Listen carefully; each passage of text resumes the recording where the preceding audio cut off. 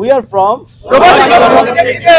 তাহলে যদি আমার 100% বাতাস এখান দিয়ে বের হয়, তাহলে 100% বাতাসটা কিন্তু ভিতরে ঢুকে যাবে, তাই না?